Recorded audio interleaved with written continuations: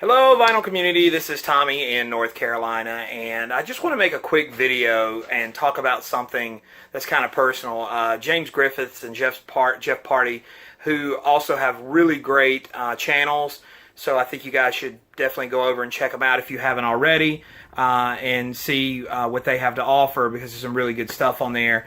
But they recently did a video, James did a video called The Deep Dark Secret That Lies in My Record Collection.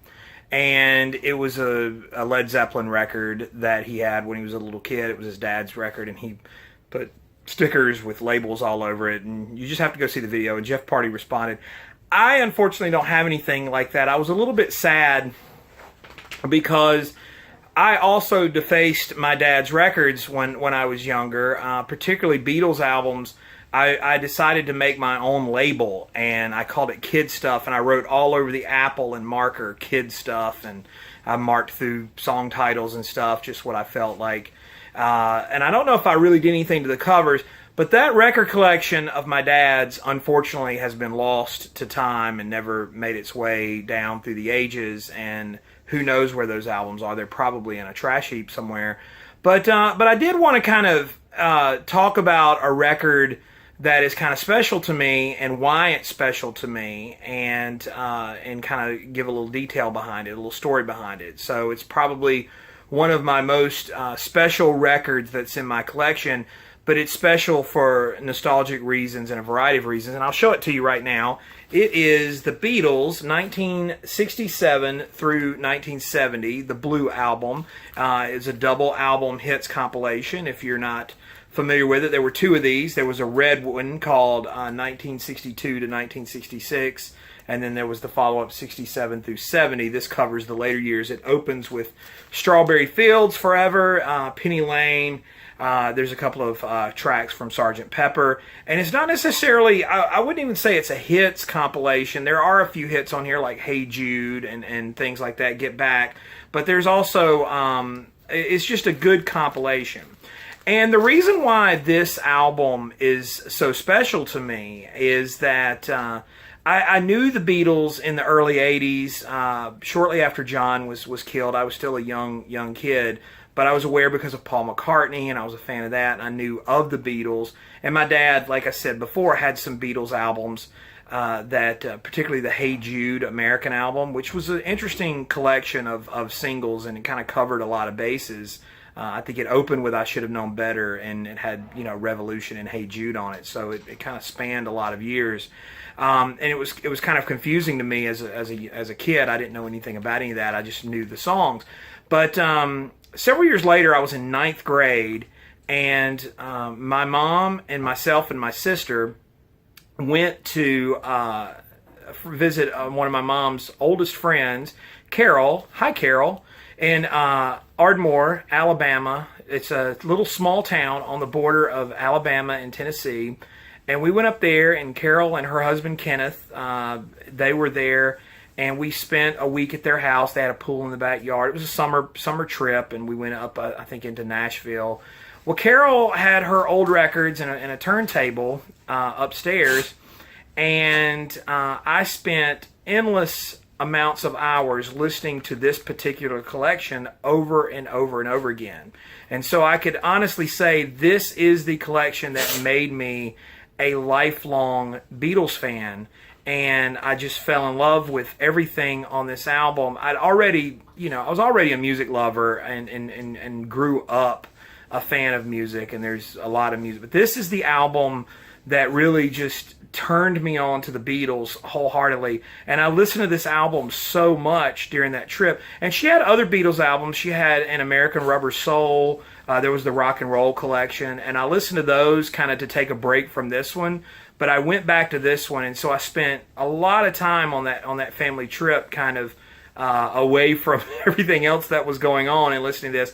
And I remember the first thing I did was when I got back home to Mississippi was I went to Walmart and I bought the cassette of this particular collection, because I couldn't imagine going another day without hearing the music on this collection. And so this is the collection that made me a Beatles fan, and probably in a lot of ways sparked my interest in really diving a lot deeper into music and collecting music and things of that nature. But what's really special about this particular one is a couple of years ago, Carol, after Kenneth passed away, Carol was cleaning out a lot of stuff from her house, and she entrusted me with her album collection because she knew A, I would take care of it, and B, if I were to sell any of it, that I would make sure that I would get what the records were worth and everything. Unfortunately, it was a really, really, really great record collection, and so I kept most of it. There was a lot of Stones and original mono Beatles albums. I mean, it was stuff that she had and had loved, and I continue to love those records, and they're in my collection. So I have those records and take very good care of them and love them and cherish them. But what's really great is that this is the album. This is the actual one that I listened to so many times over and over again when I was a young guy. And so it's really cool to actually have the record that sparked it all, and these are the ones. These are the ones that I played over and over on that trip way back when. And so I've got another one of these. It's the blue vinyl. But this is, like I said, this is the one with sentimental value. It's not in perfect shape, as Carol told me when she brought the records to me. She said they've been played, and you know, she was a teenager when she bought these albums. And growing up, I mean, she got to see the Beatles in concert, which is really cool. But you know, it's one of those that like I said, it's special to me because it's one of those that goes back to, this is the album. This is the album that made me probably a record fan and made me a fan of the Beatles, and it just has so much value to me as just sentimentally, because this is the actual one. And so it's very special. So I thought I'd share that. It's not, like I said, it's not defaced in any way or anything. I was old enough by that point not to write on the labels, which is probably fortunate. I do wish, this is a Blue Capital label, by the way. I didn't know if I showed that to you. I probably didn't.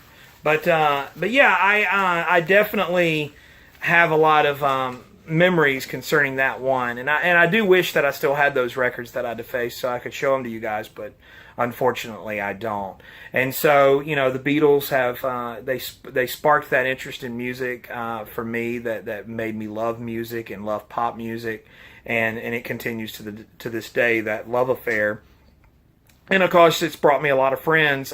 You know, that's one of the things when I met my friend Sean in New Orleans. Hi, Sean. And, you know, we were Beatles fans, and that's what brought us together. And then we kind of began a journey, because we were same age, we began a journey together to discover a lot of other bands from the 60s and of that time that we grew to love and enjoy and appreciate. But that is the actual album, 1967 through 70, the Blue Album by the Beatles. And it's a great compilation. I always recommend it for people that are interested in learning about the Beatles, particularly younger fans. I think it's one of the best compilations. It holds up.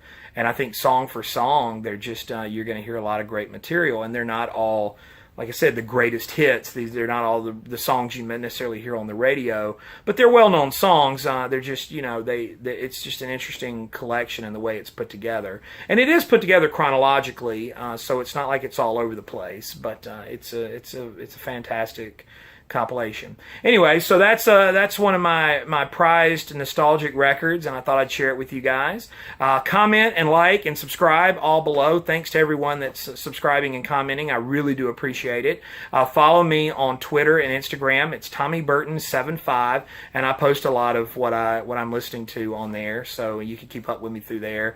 And look forward to seeing you guys again in another video coming up. So have a great weekend, and see you guys very soon.